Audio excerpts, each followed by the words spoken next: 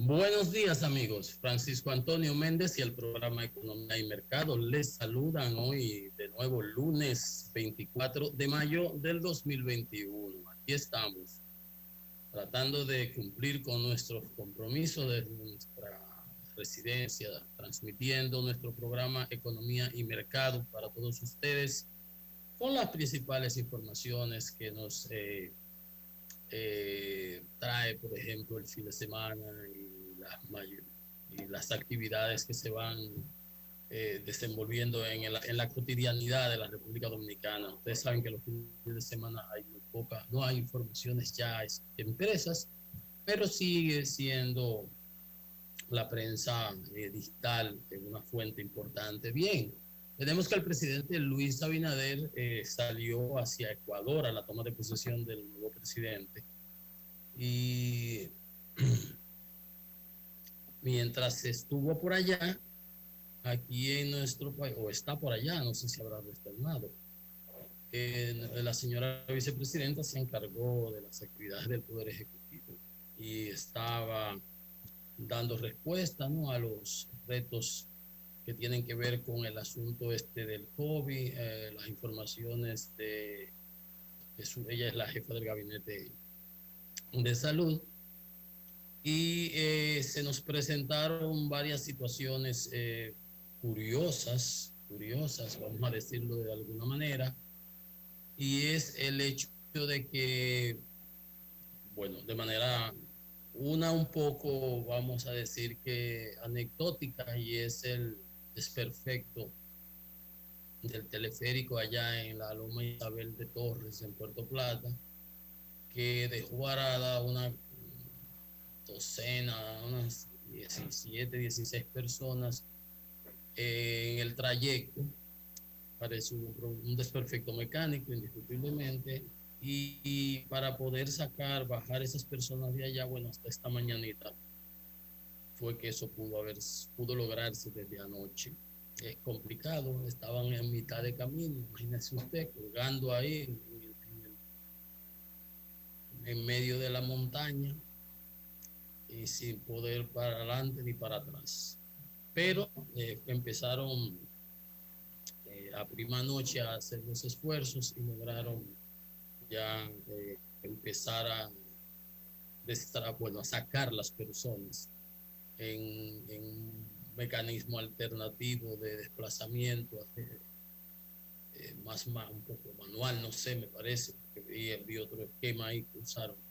El punto es que eso, como que con una casualidad tan funesta y tan macabra, asustaba a cualquiera, porque justamente la prensa traía, no sé si es algo casual o macabro, lo que fuese, que había caído un teleférico, un funicular de eso en Italia, algún problema ahí, y murieron unas personas.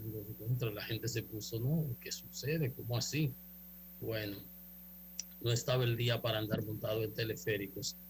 Y el otro fue, y ese ya de mayor trascendencia, porque tiene implicaciones internacionales y eh, impacta bastante la vida, tan buen esfuerzo que se acaba de hacer en FITUR, en la Feria de Turismo en Madrid, el destacado trabajo del ministro Collado y los banqueros que les acompañaban, promocionando el país como destino eficiente, destino atractivo para las inversiones. Y resulta que los vuelos de ayer tuvieron que ser desviados, suspendidos, por ponerlos a dar vueltas a las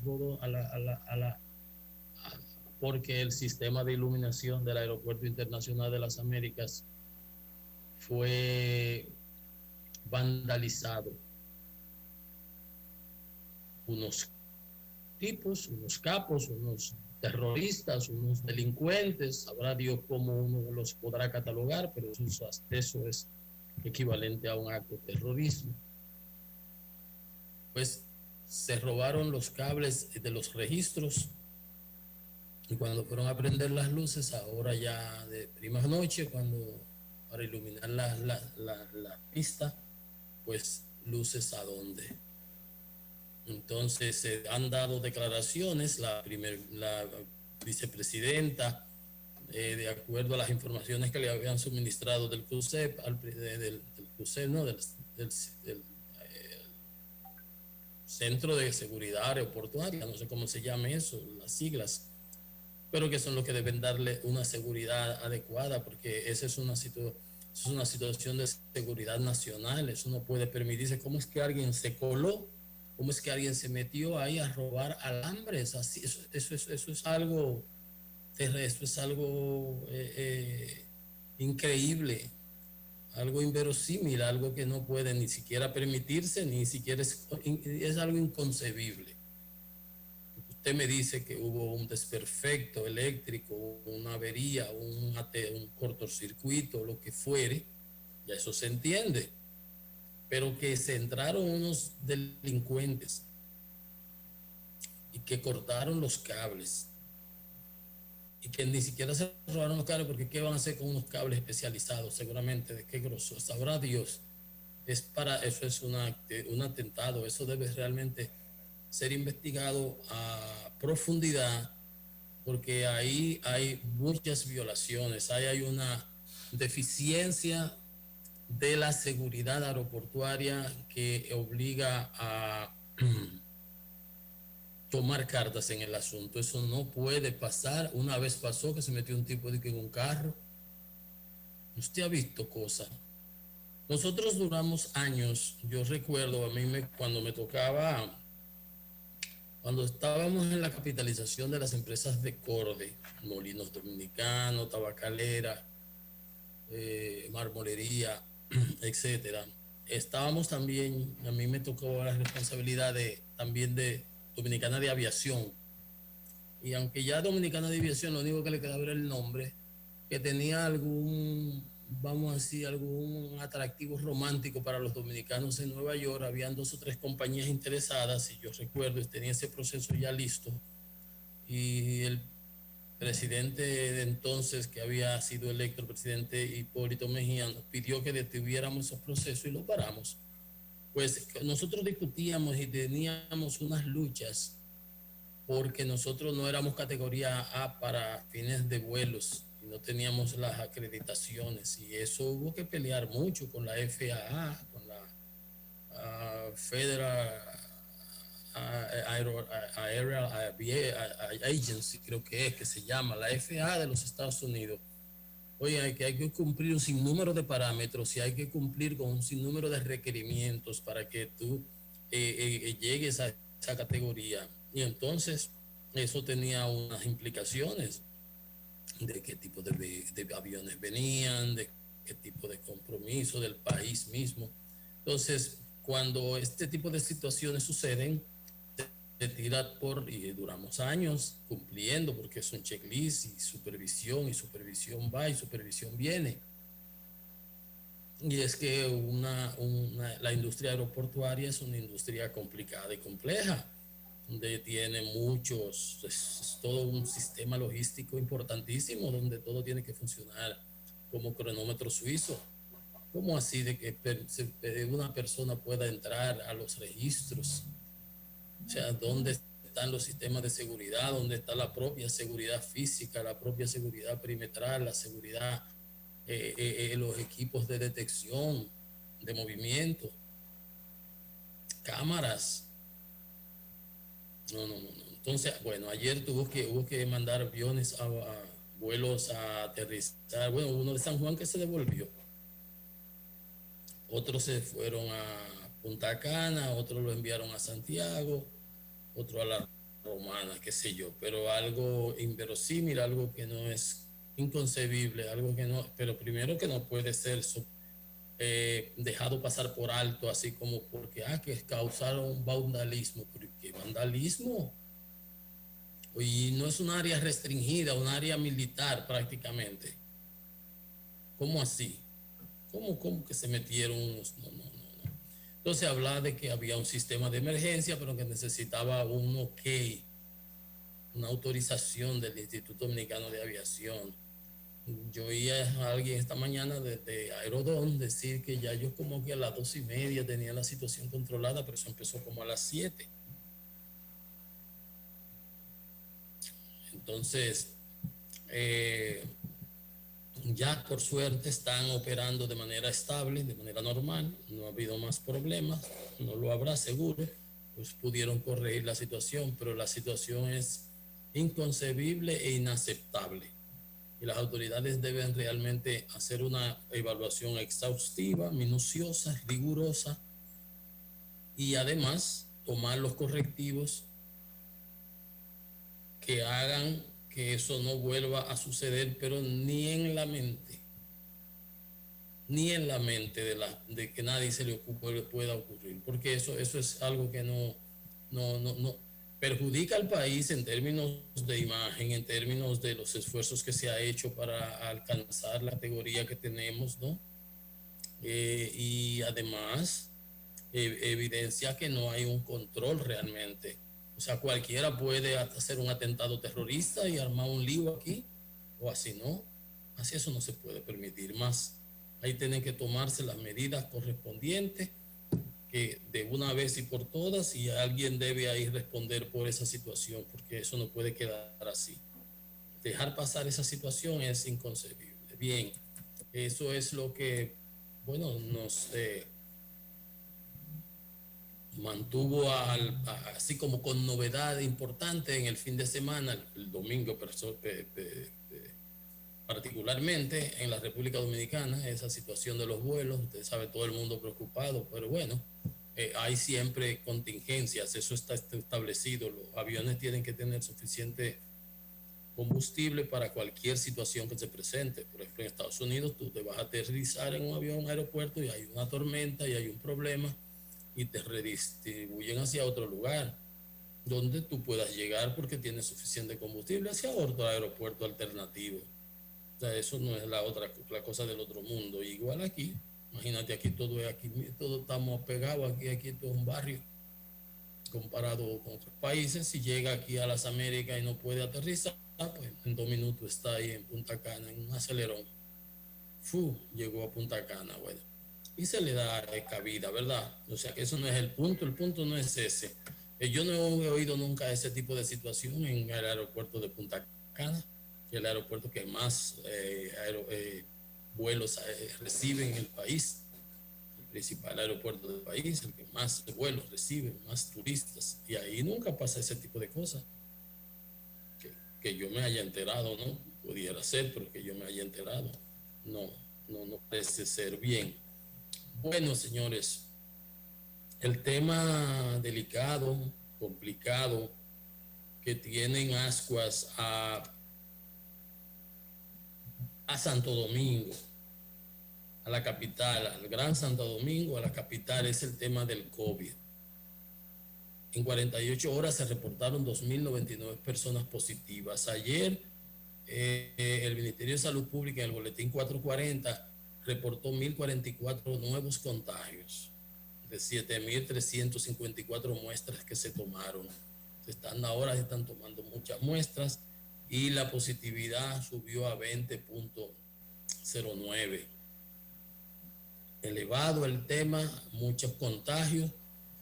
Tenemos 3.606 fallecimientos, los hospitales, las clínicas totalmente saturadas. De los hospitales de la capital, de 7 hay 5 que no tienen 100% ocupados, no tienen cama para nadie. Esos son el Moscoso Puello, el Félix María Goico, el Santo Socorro, el Marcelino Vélez Santana y el Rodolfo de la Cruz Lora. Todos esos hospitales están saturados, repletos hasta la tambora, que no cabe nadie. En Secanó, la disponibilidad de cama era de un 33%, y en la ciudad sanitaria Luis Eduardo Aybar de un 41%. Y la gente las están atendiendo en los parqueos, habilitando hasta en las ambulancias y en las sillas sentadas, porque no hay espacio donde habilitarlo, donde ponerlos, donde ubicarlos. Y se ha hablado de que se iban a habilitar más plazas. En la Plaza de la Salud se encuentra hace días en 100% de ocupación de las camas que dispone en la Plaza de la Salud. Y así es la realidad que tenemos. Ahora, si uno se pone a verlo, yo le decía, la información estadística global habla de que, bueno, tenemos 2.000, qué sé yo, cuántas camas disponibles, pero yo decía, es que, bueno, por ejemplo, tú puedes tener 10 camas en Pedernales, en Asua, allí, aquí, acá, pero entonces en el Distrito Nacional ya está saturado todo. Por ejemplo, en el José María Cabral Ibáez de Santiago y el Estrella Ureña había disponibilidad del 71%, o sea, en Santiago no hay ese gran problema que estamos teniendo aquí. Y vemos los sitios, bueno, hace días los veíamos, los sitios de baile, los sitios repletos y de la discoteca y el jolgorio y la cosa. Y así mismo ves por otro lado, y tú dices, pero ver acá que esa gente no es sensible, esa gente no lee la prensa, esa gente no lo ve los periódicos, esa gente no abre las redes. ¿Mm? Entonces, en la provincia de Duarte, en San Francisco, disponibilidad del 100%. O sea, pero tú no vas a mandar a un paciente para San Francisco, ¿verdad? Atenderlo, porque no cabe aquí. Entonces, en La Vega, el Morillo King, 73% de sus camas regulares están disponibles. Y el 44% de la UCI en Puerto Plata también. Solo el centro Inver en Puerto Plata estaba lleno. Después los hospitales contaban con alta disponibilidad de camas, pero esa es una realidad que no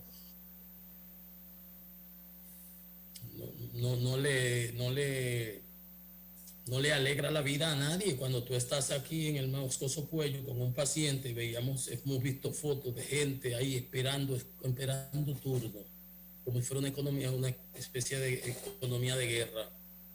Entonces, esa es una realidad que las autoridades deben enfrentarla, tratando de ver cómo se dota de más unidades para que las personas puedan ser tratadas, porque hay muchos problemas. Y miren, y además de eso, entonces cuando uno cree que ya no puede complicarse más la cosa y que ya llegamos a donde íbamos, ustedes vieron lo que sucedió en Baní, donde había una mafia dando pruebas negativas a gente que iba de viaje. Seguramente ni siquiera se hacían el examen, pero porque aquí nos gusta, aún sin necesidad posiblemente, nos gusta hacer trampa. Había un editorial que hablaba de que en todo falsifican el ron, falsifican el otro, falsifican aquello, las medicinas en Moca las falsifican aquí, hacen de todo por engañar, ¿verdad?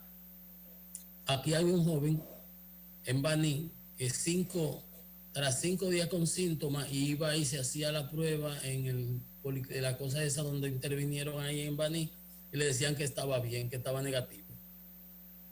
Y el muchacho con tos, sin fuerzas, sin poder respirar y que estaba bien, que no tenía nada.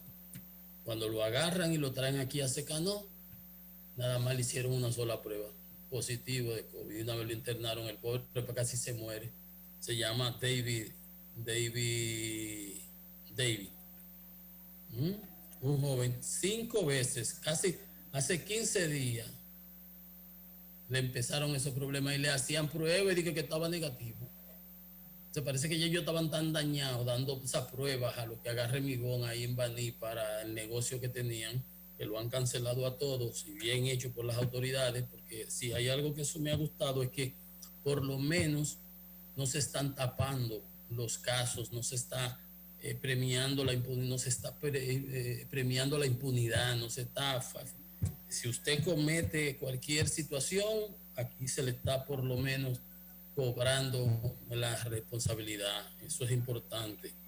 Entonces, miren, ese muchacho por poco se muere, ya está tratándose ahí en el Secanó y esperamos que Dios mediante pues se salga. Pero miren ustedes, esa situación va a tener muchas complicaciones porque también los Estados Unidos, recuérdense que establecieron esas medidas de que 3 días antes para visitar los Estados Unidos tenías que tener una prueba negativa. Entonces ya estos demonios armaron ese truco ahí, ese juego para buscársela, porque de eso se trata aquí. Mucha gente desaprensiva, mucha gente que, porque no, como no hay consecuencias, aquí todo el mundo hace lo que le da la real gana. Entonces, eso es malo y deben tomarse la previsión que corresponda. Y bueno que las autoridades suspendieran a todo el mundo ahí y que lo sometan, porque eso es un abuso, eso es un atentado contra la salubridad. Primero, si esa persona es positiva y ellos le dicen que es negativa y él sale a la calle, lo que hace es que contagia involuntariamente. Pero ¿quién es el culpable? Los delincuentes del asunto ese, de cosas de salud pública que tenían ese negocio. Igual, si llega a los Estados Unidos y nos prohíben y nos ponen restricciones y no nos aceptan la prueba por esos 2 o 3 delincuentes que estaban haciendo eso, ¿quiénes son los culpables? ¿Quiénes es que lo vamos a sufrir? Nosotros, que los dominicanos no vamos a poder eh, desplazarnos y nuestros documentos y nuestras acreditaciones no van a ser consideradas como buenas y válidas, sino truqueadas, como siempre, como era antes, como los peloteros. Ustedes se recuerdan que a cada rato tenían que investigar aquí para venir a las cosas civiles, porque los muchachos le hacían unas actas, le cambiaban los nombres, le fabricaban unas actas de nacimiento para mandarlo, porque engañar. Tuvo la Major League Baseball que ubicarse aquí, estar a la oficina, abogados, detectives y todo, y hacer acuerdos con la fiscalía,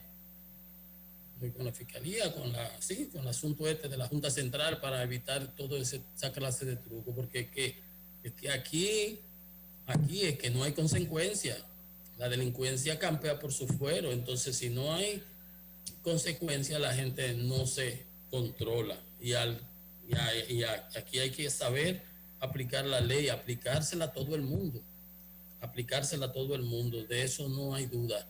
Entonces miren ustedes, ese muchacho por poco se lo lleva, se muere porque esos delincuentes le daban, ya parece que le habían cogido tanto gusto a la cosa que a todo el mundo le daban cosas, sus cosas negativas y cobraban su cuarto por debajo. Ahí era un desastre que tenía.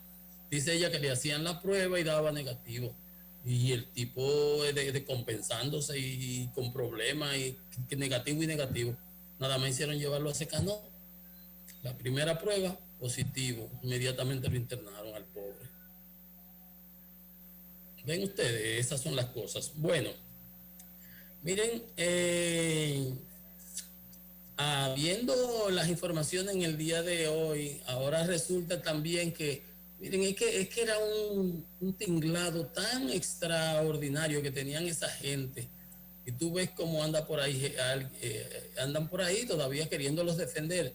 El coronel este que está preso con el caso Coral, y ahora que lo hubo como 18 allanamientos, ustedes vieron, incautaron más viviendas, haciendas, bienes, propiedades, se tiraron por muchísimos otros sitios, 18 allanamientos de una sola vez. ¿Se recuerdan? Eso fue, ¿verdad?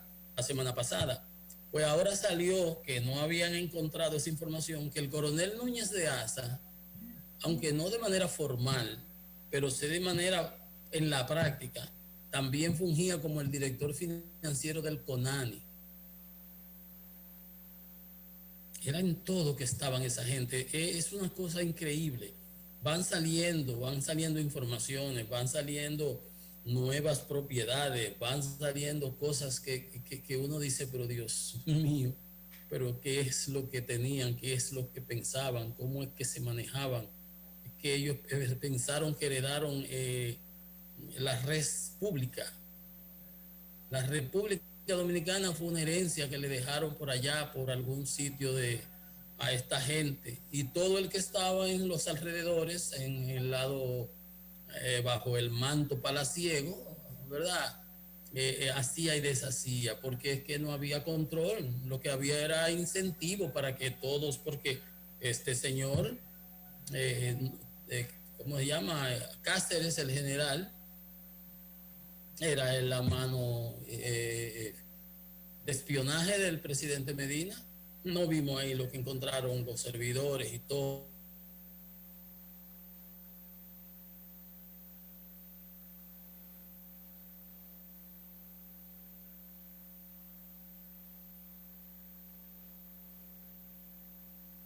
control político sobre esa gente, lo tenía agarrado por el pichirrí, como decía Hipólito. ¿Ustedes creen que Francisco Javier, Domínguez Brito, cuando supo que le hicieron el chanchullo, porque él marcaba mucho más que ¿cómo se llama? El penco, el candidato que Danilo puso ahí, al Gonzalo Castillo, Francisco Domínguez Brito le llevaba a las millas en las encuestas, pero como no le convenía a Danilo, puso ahí que la encuesta decían que era el penco. Después de haber... Y después vinieron y engañaron a Leonel y todo lo que hicieron para la primaria. Pero Domínguez Brito, que se había ido quillado, como dicen, para allá, para su Santiago, incómodo, y se había retirado de brazos caídos, dijo no voy a participar, lo mandaron y lo jalaron, dije que lo convencieron, dije que le iban a dar la vicepresidenta en puta, no le iban a dar nada de eso. Lo que le sacaron seguramente fue el expediente que tenía ese señor Cáceres, Cáceres, qué sé yo, Cáceres, el general Cáceres. Le sacaron el expediente, mira, ponte ahí, alíñate. Así es que se manejaba el señor Medina.